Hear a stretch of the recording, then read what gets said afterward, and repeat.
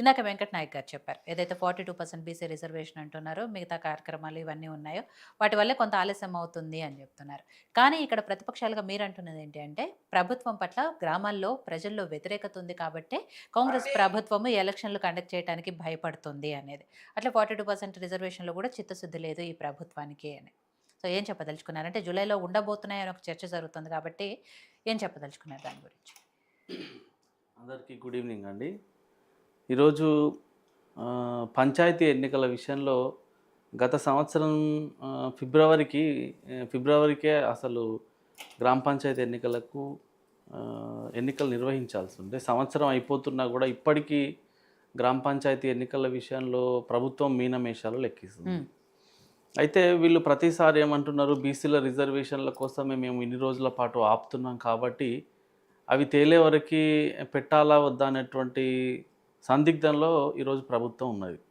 ఈ సందర్భంగా మేము ఇందాక మిత్రులు కూడా మాట్లాడుతున్నది ఏంటంటే, తెలంగాణ రాష్ట్రంలో ఉన్నటువంటి 12,769 గ్రామ పంచాయతీలు గత 15 నెలల నుంచి అనేక రకాలైనటువంటి తీవ్రమైనటువంటి అవస్థలు ఎదుర్కొంటున్నాయి. ఎందుకంటే గ్రామాలలో ఒక ప్రథమ పౌరుడు సర్పంచ్ లేకపోతే మండలానికి సంబంధించి ఎంపీటీసీ, జిల్లా పరిషత్లో సంబంధించి జెడ్పీటీసీలు, జిల్లా పరిషత్ చైర్మన్లు, మున్సిపాలిటీలలో కార్పొరేటర్లు, కౌన్సిలర్లు, లేకపోతే పరిపాలన వ్యవస్థ ఏ రకంగా ఉంటుందో మనందరం ఊహించుకోవచ్చు.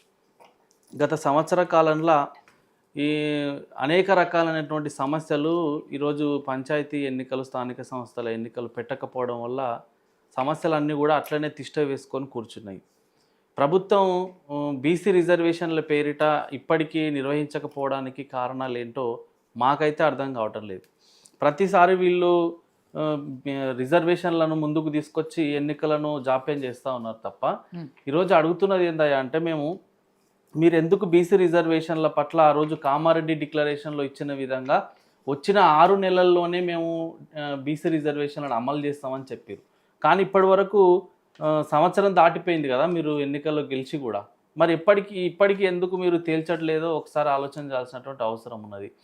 ఒక పక్క బీసీ డెడికేషన్ కమిషన్ అనేసి కులాల వారీగా లెక్కలు తీయడము, లేకపోతే అదేంటి గతంలో కేసీఆర్ తీసినట్టు సమగ్ర కుటుంబ సర్వే పేరిట ఎట్లయితే లెక్కలు తీసేటువంటి ప్రయత్నం చేసిరో, మళ్ళీ మొన్నటికి మొన్న తెలంగాణ రాష్ట్రంలో మీరు విద్యా, ఉద్యోగ, ఉపాధి, రాజకీయ కులగణన అని చెప్పేసి ఒక పేరు పెట్టి తెలంగాణ రాష్ట్రంలో ఇంతమంది ఉన్నారు, ఇన్ని కులాలు ఉన్నాయి, వాళ్ళ యొక్క ఆర్థిక పరిస్థితి ఇది, వాళ్ళ ఇంట్లో ఉన్నటువంటి ఉద్యోగాల పరిస్థితి అని చెప్పేసి లెక్కలు తీసేటువంటి ప్రయత్నం చేసిరు. మరి ఎందుకు మీరు ఏం అడ్డంకి వస్తున్నదో ఈ సందర్భంగా మాకు అర్థం కావడం లేదు. 42% రిజర్వేషన్లు కామారెడ్డి డిక్లరేషన్ ప్రకారం 6 నెలల్లో పెంచి మీరు ఎన్నికలకు పోతామని చెప్పారు. 6 నెలలు దాటిపోయింది గడువు, ఇప్పటికీ కూడా దాని మీద మీకు ఒక క్లారిటీ రావడం లేదు. ఒక పక్క సుప్రీంకోర్టులో కేసులు నడుస్తున్నాయి, ఇంకో పక్క హైకోర్టులో కేసులు నడుస్తున్నాయి, ఒక పక్క బీసీ డెడికేషన్ కమిషన్ మీకు రిపోర్ట్ ఇచ్చింది, ఇంకొక పక్క తెలంగాణ రాష్ట్ర ప్రభుత్వం నిర్వహించినటువంటి కుల సర్వే మీ దగ్గర ఉంది. ఎందుకు ఇంకా ఏమైంది మీకు అనేది అర్థం కావటం లేదు. ఈరోజు మీరే కావాలని పేచీలు పెడుతున్నారు అనేది ఈ సందర్భంగా అర్థం చేసుకోవచ్చు. ఎందుకనంటే తెలంగాణ రాష్ట్రంలో బీసీ జనాభా 56% పైగా ఉందని గతంలో ఎప్పుడో లెక్కలు తేలినాయి. 4 కోట్ల జనాభాలో 56% పైగా జనాభా బీసీలది ఉంది. అందులో 2,20,00,000 పైచిలకు జనాభా తెలంగాణ రాష్ట్రంలో బీసీలది ఉందని గతంలో తేలింది. కానీ మళ్ళీ వీళ్ళు లెక్కలు మేము కొత్తగా తీస్తామని చెప్పేసి తీసిన దాంట్లో మీరు గమనిస్తే ఒకసారి 46% ఏమో బీసీలు ఉన్నారని చెప్తారు, అందులో 10% మళ్ళీ ముస్లింలు ఉన్నారు, మొత్తం కలిపి 56% అనేటువంటి చెప్పేటువంటి ప్రయత్నం చేస్తున్నారు. ఇప్పుడు 42% రిజర్వేషన్లను మనం ఒకవేళ అమలు చేయాల్సి వస్తే మరి ఈ 10% ముస్లిం రిజర్వేషన్లు ఉన్నటువంటి జనాభాకు కూడా అమలు చేస్తారా? ఒకవేళ వీళ్ళను 56% నుంచి తీసేస్తే 46% ఉంటుంది. లేకపోతే ఈ 42%లో మీరు ఏదైతే చెప్పిరో దాంట్లో 10% ముస్లిం జనాభాకు సంబంధించిన రిజర్వేషన్లు తీసేస్తే మిగిలేది 32% ఉంటుంది కదా. దీన్ని అమలు చేస్తారా? ఏ రకంగా అమలు చేస్తారో ఇప్పటి వరకు ప్రభుత్వానికి ఒక వాస్తవమైనటువంటి లెక్కలు లేదు, ఒక క్లారిటీ లేదు. వీళ్ళు చెప్పారు గతంలో ఏమని, 42% రిజర్వేషన్ల ప్రకారం ఒకవేళ స్థానిక సంస్థలలో బీసీలకు రిజర్వేషన్లు పెంచితే కొత్తగా 23,973 మంది రాజకీయాలకు సంబంధించి, అంటే అటు సర్పంచులు గానో, ఎంపీటీసీలు గానో, జెడ్పీటీసీలు గానో కొత్తగా బీసీలకు అవకాశాలు వచ్చేటువంటి పరిస్థితి ఉందని చెప్పిర్రు. కానీ అది ఇప్పటివరకు అమలైందా? ఈరోజు కాంగ్రెస్ పార్టీ ఏ విషయం చెప్పినా కూడా ఆ ప్రజలను ఒక ఒక మోసపూరిత వైఖరితో చెప్పినట్టే ఉంటుంది తప్ప అరచేతిలో స్వర్గాలు చూపిస్తే బీసీలకు న్యాయం జరగదు కదండి. ఈరోజు 23,973 మందికి కొత్తగా బీసీలు రాజకీయాలకు ప్రాతినిధ్యం వహిస్తున్నారు, 42% రిజర్వేషన్లు అని చెప్పిర్రు. కానీ ఇప్పటి వరకు అమలైందా? సంవత్సరంన్నర దాటిపోయింది, ఇంకా అమలు అవుతుందా కాదా కూడా ఇప్పటి వరకు క్లారిటీ లేదు. మొన్న ఫిబ్రవరి ఏదైతే వీళ్ళు కులగణన నిర్వహించిన తర్వాత మార్చిలో ఎలక్షన్స్ పెడతామన్నారు. మార్చి అయిపోయింది, ఏప్రిల్ అయిపోయింది, ఇప్పుడు మే కూడా అయిపోయేటువంటి పరిస్థితి వచ్చింది. ప్రతి సందర్భంలో బీసీ రిజర్వేషన్ల కోసమే మేము ఆగుతున్నామని చెప్తున్నారు. అయ్యా మరి నిజంగా ఈ సందర్భంగా మేము అడుగుతున్నాం, మీకు బీసీల పట్ల చిత్తశుద్ధి ఉంది, బీసీల పట్ల మీకు ప్రేమ అనురాగం ఉందనుకోండి, మరి బీసీలకు సంబంధించి ఈ ఎన్నికలను పక్కకు పెడితే మరి మిగతా విషయాలలో మీరు ఏ రకమైనటువంటి న్యాయం చేసారు ఒకసారి చెప్పండి. మొన్న సమాచార చట్టానికి సంబంధించిన కమిషనర్లను నియామకం చేసింది ప్రభుత్వం. ఒక్కరు బీసీలు ఉన్నారా అండి? 7 మందిని రాష్ట్ర ప్రభుత్వం నియమిస్తే అందులో ఇతర కులాల వర్గాలకు చెందిన వాళ్ళు ఉన్నారు తప్ప ఒక్క బీసీ లేరా అండి? అంటే బీసీలలో ఉన్నతమైనటువంటి చదువులు చదువుకున్న వాళ్ళు లేరా? బీసీలలో ఆ సమాచార కమిషన్కి సంబంధించినటువంటి పదవిని పొందేటువంటి అర్హత ఒక్కరికి లేదా? ఇది ఒక్కటే కాదు, అనేక రకాలైనటువంటి కార్పొరేషన్లలో అనేక రకాలైనటువంటి దాంట్లో వీళ్ళు బీసీలకు చేస్తున్నది ఏందో ఒకసారి చెప్పాలి. కామారెడ్డి డిక్లరేషన్లో 42% ఒకటే కాదు, అదే 42% ప్రభుత్వం ఇచ్చేటువంటి సివిల్ కాంట్రాక్ట్ల విషయంలో కూడా ఇస్తామని చెప్పిర్రు. మరి ఈ రోజు ప్రభుత్వం ఇచ్చేటువంటి కాంట్రాక్ట్లలో బీసీలకు 42% ఇచ్చిర్రో శ్వేతపత్రం విడుదల చేయమని చెప్పండి. ఊకేదంపుడు ప్రసంగాలు చేసి బీసీలకు మేము అది చేస్తున్నాం ఇది చేస్తున్నాం అని చెప్పి ఆకాశానికి ఎత్తుకోవడం కాదు కదండి. ఈరోజు నిజంగానే బీసీలకు మీరు న్యాయం చేయాలి, అభివృద్ధి పథంలోకి తేవాలంటే చిత్తశుద్ధితోని చేయాల్సినటువంటి అవసరం ఉంది. ఇది కాదు, ఈరోజు కామారెడ్డి డిక్లరేషన్లో అనేక రకాలైనటువంటి విషయాలు చెప్పారు, అనేక రకాలైనటువంటి విషయాలు. 42% రిజర్వేషన్లతో పాటు సివిల్ కాంట్రాక్ట్లలో 42% ఇస్తున్నారు. ప్రతి సంవత్సరం బడ్జెట్లో 20,000 కోట్లు పెట్టి 5 ఏళ్లలో 1,00,000 కోట్ల రూపాయలు బీసీలకు ఇస్తామని చెప్పారు. మీరు చూడండి, కాంగ్రెస్ ప్రభుత్వం వచ్చిన తర్వాత 2 సార్లు బడ్జెట్ను ప్రవేశపెట్టింది. మరి 2 సార్లు ప్రవేశపెట్టినటువంటి బడ్జెట్లలో ఒకసారేమో బీసీల కోసం సప్లాన్ కింద 9,000 కోట్లు పెట్టారు, మొన్న ప్రవేశపెట్టినటువంటి బడ్జెట్లో 11,000 కోట్లు పెట్టారు. మీరేమో కామారెడ్డి డిక్లరేషన్లో చెప్పింది ఏంది? ప్రతి సంవత్సరం 20,000 కోట్ల రూపాయలను బాజాప్తా పెడతాము, 5 ఏళ్లలో 1,00,000 కోట్లు పెడతామని చెప్పారు కదా. మరి ఇక్కడనే బీసీల పట్ల మీకున్నటువంటి విలువ ఏందనేది ఇక్కడ అర్థమైపోతుంది కదా. బీసీలను ఏ రకంగా ఉద్ధరిస్తారనేది దీన్ని బట్టి అర్థం చేసుకోవచ్చు కదా. ఇది కాదు, ఈరోజు బీసీలకు మండలాల వారీగా బీసీ గురుకులాలను ఏర్పాటు చేస్తామని చెప్పారు. తర్వాత నియోజకవర్గాల స్థాయిలో డిగ్రీ కళాశాలను ఏర్పాటు చేస్తామని చెప్పారు. కులాల వారీగా ఈరోజు నేను ఒక విషయాన్ని సందర్భంగా కాంగ్రెస్ నాయకులను అడగదలుచుకున్నాను. మీరు ఒకవేళ చిత్తశుద్ధి ఉంటే బీసీలను ఆర్థికంగా నిజంగానే తీసుకురావాలి పైకి, వాళ్ళకు అన్యాయం జరిగిందని మీరు అనుకుని ఉంటే 1931 తర్వాత ఇప్పటి వరకు నిజంగానే కులాల వారీగా లెక్కలు జరగలేదు, ఎవరు ఎంత ఉన్నారు అనేది కూడా తెలియదు. మీరు తెలుసుకునేటువంటి ప్రయత్నం చేస్తున్నారు, దాన్ని మేము అప్రిషియేట్ చేస్తున్నాం. తెలుసుకునేటువంటి ప్రయత్నం చేయడంతో పాటు వాళ్ళకు నిజంగా అన్యాయం జరిగిందని మీరు ఒకవేళ భావిస్తే ఏ రకంగా వాళ్ళకు న్యాయం చేయాలనుకుంటున్నారు? గత ప్రభుత్వం దళిత బంధు పేరిట వాళ్ళకు 10 లక్షల రూపాయల సబ్సిడీ కింద లోన్లు ఇచ్చి వాళ్ళను పైకి తీసుకొచ్చేటువంటి ప్రయత్నం చేసింది కదా. మరి మీరు కూడా బీసీ బంధు పేరిట ప్రతి బీసీ నిరుద్యోగ యువతకు 25 లక్షల రూపాయల సబ్సిడీ కింద ఈ రుణం ఇచ్చేసి వాళ్ళను కూడా ఆర్థికంగా పైకి తీసుకురావాలనే ప్రయత్నం చేయాలి కదా.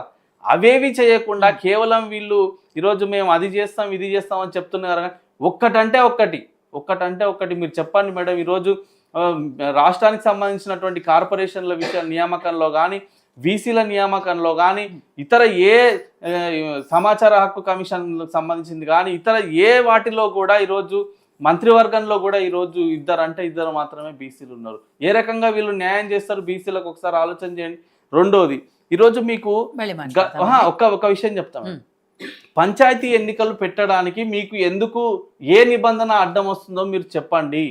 మీ దగ్గర అన్ని లెక్కలు ఉన్నాయి. 42% రిజర్వేషన్లు పెంచడానికి రాజ్యాంగం మీకు వీలునిచ్చింది కదా. ఈ రోజు నేను గతంలో కూడా కదా ఆ క్లారిటీ ఇప్పుడే వచ్చింది. మొన్నటి వరకు బీసీ కులగణన చేపట్టారు. వీళ్ళు ఏమంటారు, కేంద్ర ప్రభుత్వం వీళ్ళు ఏమంటారు అంటే ప్రతి సందర్భంలో వీళ్ళు చెప్పేటువంటి వాదన ఏంటంటే, అయా బీసీ రిజర్వేషన్లు ఏదైతే మనం పెంచాలనుకుంటున్నామో 42%, తమిళనాడు రాష్ట్ర ప్రభుత్వ తరహాలో 1994లో ఏ రకంగా 69% పెంచాలనేటువంటి ప్రయత్నంలో 9వ షెడ్యూల్లో చేర్చిందో అదే రకంగా ఇప్పుడు చేర్చాలంటారు. కానీ దీనికి సంబంధించింది ఒక చిన్న వీళ్ళకి సూచన చేసుకున్న గతంలో కూడా నేను చెప్పిన మేడం, ఇది చాలా క్లారిటీగా రాజ్యాంగంలోని 243 ఆర్టికల్ D6 చెప్తుంది. నేను గతంలో కూడా చెప్పిన ఎటువంటి నిబంధనలు అడ్డంకి లేవు. విద్యా ఉద్యోగాలలో రిజర్వేషన్లు పెంచడంలో అడ్డంకులు ఉన్నాయి, వాస్తవం. రాజ్యాంగ సవరణ చేయాలి, 9వ షెడ్యూల్లో చేర్చాలి, ఓకే. పంచాయతీ ఎన్నికల్లో రిజర్వేషన్లు పెంచి పెట్టడానికి రాష్ట్రాలకు పూర్తి స్వేచ్ఛా స్వాతంత్రాలు రాజ్యాంగం కల్పించింది. ఒక్క నిమిషం నేను చెప్తా ఏందో. 243 ఆర్టికల్ D6 ప్రకారం ఇది ఒక్కటి చెప్తా madam. Indian constitution allows state legislator to make provisions for reserving seats in panchayats or offices of chairpersons in panchayats at any level of backward classes of citizens. This provision gives state legislator to the power of implement reservation policies for socially and economically weaker sections in the local government.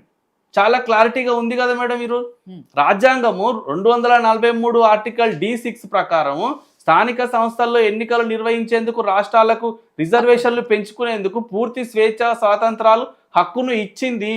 దీన్ని బట్టి మనం చెయ్యొచ్చు. నేను ఒకటే ఈరోజు ప్రభుత్వానికి ఇంకొక సూచన చేస్తున్నా. మీరు నిజంగానే ఎన్నికలకు రిజర్వేషన్లు అడ్డం వస్తున్నాయి అంటే మీరు అసెంబ్లీలో తీర్మానం చేసి పంపించారు కదా. అయ్యా మీరు చేయాల్సిన పని ఏందనంటే ఇప్పుడు అంటే వాళ్ళ దగ్గర కూడా IAS IPS ఆఫీసర్లు పెద్ద వాళ్ళు ఉన్నారు. మంత్రివర్గంలో ఈరోజు చాలా మంది అనుభవమైనటువంటి వాళ్ళు ఉన్నారు. మీరు నిజంగా చిత్తశుద్ధి ఉంటే ఆ బిల్లును గవర్నర్ గారికి పంపి గవర్నర్ గారి ఆమోదం తర్వాత గెజిట్ నోటిఫికేషన్ విడుదల చేసి రాజముద్రను వేసి ఒక జీవోను విడుదల చేయండి. తమిళనాడు ప్రభుత్వంలో అలాగే జరిగింది. ఏకైనా రిజర్వేషన్లు అమలు చేయరు మేడం ఎక్కడ కూడా. ఫస్ట్ ఏం చేస్తారంటే ఆ రాష్ట్రానికి సంబంధించి రిజర్వేషన్లు ఒకవేళ పెంచాల్సి వస్తే అప్పుడు ఏం చేస్తారంటే జీవోను విడుదల చేస్తారు. జీవోను విడుదల చేసి ఫలానా నిబంధన ప్రకారం మేము రిజర్వేషన్లు పెంచుతున్నాం కాబట్టి దానికి సంబంధించి ఫస్ట్ మేము విద్యా ఉద్యోగాలలో ఇలా చేయబోతున్నాము, తర్వాత రాజకీయ రిజర్వేషన్లు కూడా ఇలా చేస్తామని చెప్పాలి కదా. అట్లా చెప్పకుండా కేంద్ర ప్రభుత్వం మీద వీళ్ళు నెట్టేసేటువంటి ప్రయత్నం చేస్తున్నారు. కాబట్టి ఇప్పటికైనా చాలా ఆలస్యమైంది. ఏంటంటే రాజకీయాల కోసం విమర్శలు ఎవరైనా చేస్తారు. కేంద్ర ప్రభుత్వం మీద వాళ్ళ స్థానిక సంస్థల ఎలక్షన్ సంబంధించిన రిజర్వేషన్లో కేంద్ర ప్రభుత్వం గురించి మాట్లాడలేదు. ఓవరాల్ గా 42% గురించి అన్నారు. వాళ్ళు 9వ షెడ్యూల్లో చేర్చాలనేటువంటి మాట కేంద్ర ప్రభుత్వం చేతిలో ఉంది కాబట్టి అప్పటి వరకు మా చేతిలో ఉన్న స్థానిక ఎలక్షన్లకు మాత్రం మేము వాళ్ళకి న్యాయం చేస్తాము, దాంట్లో 42% రిజర్వేషన్ కల్పిస్తామని వాళ్ళు మొదటి నుంచి. నేను ఏమంటున్నా మేడం, చిత్తశుద్ధి ఉంటే తప్పకుండా ఇది చెయ్యొచ్చు, పెద్ద విషయం ఏమి కాదు. అదే చేస్తామంటున్నారు వాళ్ళకి చిత్తశుద్ధి. 15 నెలలు అయిపోయింది కదా మేడం. ఈ రోజు రాజకీయాలకు ఇదేదో విమర్శలు చేసుకోవడం కాదు కదా. మీరు గ్రామీణ ప్రాంతాలలో పోయి చూడండి, ఎంత పరిపాలనా వ్యవస్థ అంతా కూడా పడకేసింది కదా. ఈరోజు గ్రామీణ ప్రాంతాలలో రోడ్లు ఊడ్చేటువంటి వాళ్ళు కరువైపోయారు. ఈరోజు మురికి కాలువలు క్లీన్ చేసే వాళ్ళు కరువైపోయారు. వీధి దీపాలు వెలిగేటువంటి పరిస్థితి లేదు. అనేక రకాలైనటువంటి ఇబ్బందులు ఈరోజు గ్రామాలలో ఉన్నాయి కదా. ఈ పరిపాలనా సౌలభ్యం దీన్ని పట్టించుకునే నాదుడు లేదనేది కదా మా వాదన. మనతో పాటు డిబేట్లో జాయిన్ అయ్యారు సీనియర్ రాజకీయ విశ్లేషకులు కపిల్ వాయి దిలీప్ కుమార్ గారు. తనతో మాట్లాడదాం. దిలీప్ గారు నమస్తే అండి. రైట్.